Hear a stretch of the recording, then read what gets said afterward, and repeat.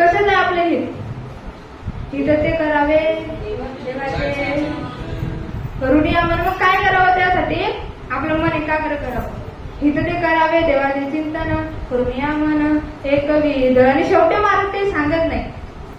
शेवटी महाराज म्हणतात आता आपणास फार काही शिकवत नाही, तुम्ही स्वतः ज्ञानी आहे, आपला लाभ आणि तुम्हाला सर्व काही करते, म्हणून आता त्याच्यामध्ये आपल्याला लाभ होईल असा व्यापार म्हणजे व्यवहार तुम्ही करा. विठ्ठल विठ्ठल विठ्ठल विठ्ठल विठ्ठल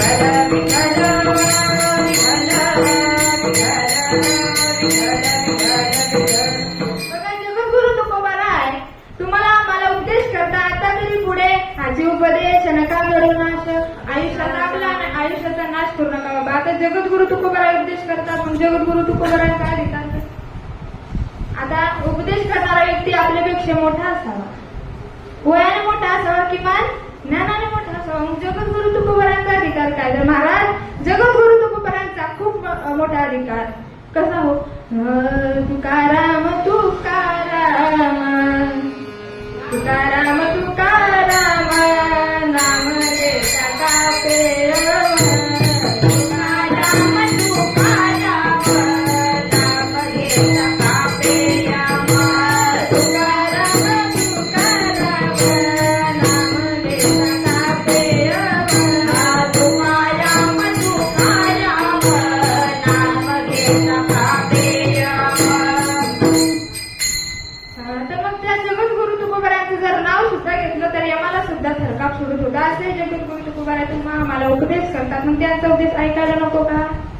ऐकायला पाहिजे. कोण जगद्गुरु तुकोबाराय? तर भगवान परमात्म्याच्या मुकुटातून पडलेला एक हिरा म्हणजे जगद्गुरु. आता आपल्याला जे प्रश्न निर्माण झाला असेल की जे मोठे आहे त्यांनीच उपदेश केलेला चालतो का, जे लहान आहे ते उपदेश करू नाही शकत का? तर महाराज उपदेश केला माझ्या मुक्ताईनी 1400 वर्ष जगलेल्या चांगदेव महाराजांना उपदेश केला. मुक्ताई 7 वर्षाची असताना 1400 वर्ष जगलेल्या चांगदेव महाराजांना मुक्ताईंनी उपदेश केला. म्हणून जे लहान आहे परंतु ज्ञानाने मोठे आहे त्यांनी उपदेश केलेला चालतो. परंतु उपदेश करण्याचा अधिकार कोणाला आहे? प्रत्येकाला अधिकार नाही. महाराजांनी सांगितलं प्रत्येकाला अधिकार नाही. या उपदेशाचे जो स्वतः आचरण करतो, स्वतः आचरणात आणतो त्याला हा उपदेश करण्याचा अधिकार आहे. मग संतांनी काय केलं? तर संतांनी अगोदर आचरणात आणले, त्यांनी स्वतः अनुभव घेतला, मग जगाला उपदेश केला. लोकांचं कसं आहे ते काही करत नाही पण जगाला उपदेश अगोदर करतात. मग संतांचं कसं आहे त्यांनी स्वतः अनुभव घेतला, अनुभवही आले अंगात, मग जगाला उपदेश केलाय महाराज. आता नाथ महाराजांचा प्रसंग सर्वांना माहितच असेल. एक महिला नाथ महाराजांकडे एका मुलाला घेऊन आली आणि म्हणू लागले महाराज हा मुलगा गुड फार खातो, तुम्ही याला काहीतरी उपदेश करा आणि याला काहीतरी सांगा बरं. महाराजांनी सांगितलं हो नक्कीच उपदेश करू, काही हरकत नाही, परंतु या बाळाला तुम्ही 8 दिवसानंतर आणा. 8 दिवसानंतर आणाच सांगितलं. 8 दिवसानंतर त्या महिला आल्या आणि नाथ महाराजांनी तेव्हा उपदेश केला की बाळा गुडही जास्त खाऊ नये, तेवढा खाणे तो चांगला नसतो. मग त्या महिलाने प्रश्न विचारला महाराज हे तुम्ही 8 दिवसानंतरही सांगू शकत होते हो की नाही? मग महाराजांनी सांगितलं माऊली 8 दिवसानंतर जर मलाच गुड खाण्याची सवय होती मग मी या बाळाला काय सांगू की तू गुड खाऊ नको. म्हणून संतांनी अगोदर आचरणात आणलाय मग जगाला उपदेश केलाय. आता परमार्थातलं झालं, आता व्यवहारातलं सांगते महाराज. व्यवहारामध्ये कसं आहे बघा. एक 22-23 वर्षात तरुण मुलगा पान टपरी जवळ उभा राहून तंबाखू खात होता. त्याच्या मित्रांना दिसलं आणि त्याचे मित्र जरा बोलू लागले अरे तंबाखू खातो, आज दिसलास तू, थांब तुझ्या वडिलांना नाव सांगतो.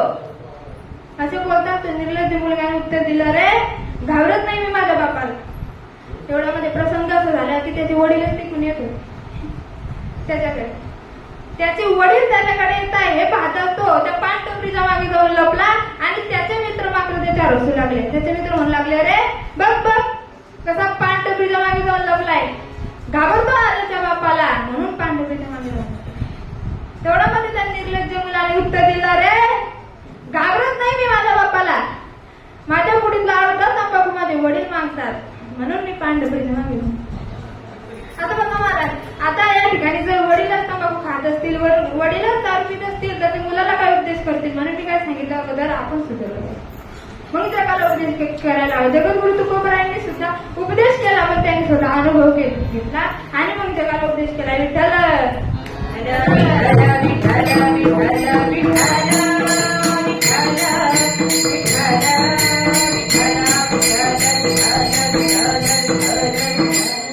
बघा महाराज, हा अनमोल किमतीचा नरदेह तुम्हाला आम्हाला प्राप्त झाला, परंतु याचं महत्व कोणाला कळलं नाही. हा किती अनमोल आहे याचं महत्व कोणाला कळलं नाही महाराज. बघा, आपण एखाद्या जर दवाखान्यामध्ये गेलो तर तिथं एखाद्याचा जर दात तुटला तर त्या ठिकाणी विचारायची किती किंमत आहे. एखाद्याचा जर हात मुडला तर त्या ठिकाणी विचारण्याची किती किंमत आहे. लाखोने याची किंमत आहे महाराज. दुष्ट सांगण्यासाठी या ठिकाणी वेळ नाही, भले आपण कधी सांगूया. म्हणून या देहाची किंमत आपल्याला कळली पाहिजे. हा देह कशासाठी मिळाला महाराज हेच लोकांना कळलं नाही. देह कशासाठी मिळाला? आम्ही तर मजा करायला नाही महाराज. हा जन्म मजा करण्यासाठी नाही मिळाला. आपण हे सर्व अगोदर भोगलंच आहे, आपल्याला हे शिकवलंच आहे, बरोबर. आपण हे सर्व भोगलंच आहे. मग हा जन्म मिळाला कशाकरिता? हा देह कशाला मिळाला? तर महाराज सांगतात, देवे दिला देह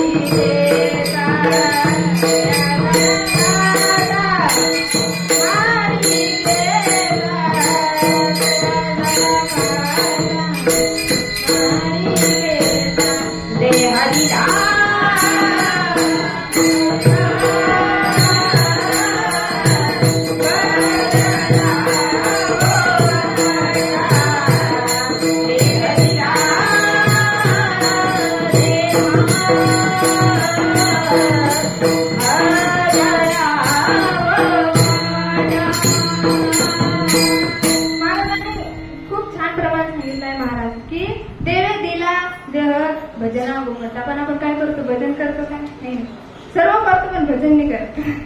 म्हणून महाराजांनी सांगितलं, देव दिला देह भजनाकरिता. हा देह आपल्याला भजनाकरिता मिळाला आहे. म्हणून आपण आता तरी सावध झालं पाहिजे महाराज.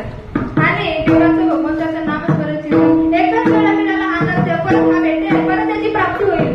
सांगता येत नाही ना माई बाप. आता या ठिकाणी आपण सर्वजण उपस्थित आहे, परत आपण भेटू, सांगता येत नाही. म्हणून हा देह एकच वेळा मिळाला. याच्यामध्ये भगवंताचं नामस्मरण चिंतन आपल्या मुखातून घडलं पाहिजे. आणि आता या पुढे म्हणजे मला सांगतात की आता तुम्ही तुमच्या आयुष्याचा नाश करू नका आणि एक क्षण सुद्धा वाया जाऊ देऊ नका अभंगाचे पहिले. आता तरी पुढे हात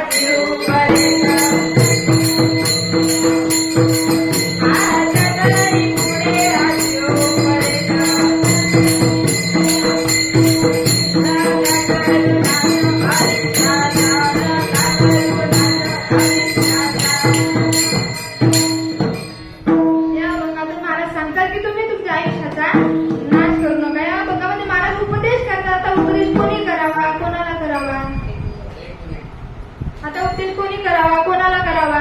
तर महाराज जो ऐकेल असा उपदेश करावा.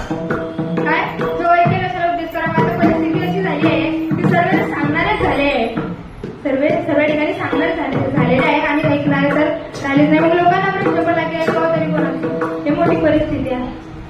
मग शेवटी जगद्गुरु तुकोबाराय उपदेश करून सांगतात की माझा हा उपदेश लोकांना पचेल रुचेल सांगता येत नाही. याकरिता ते अगदी विनम्रता धारण करून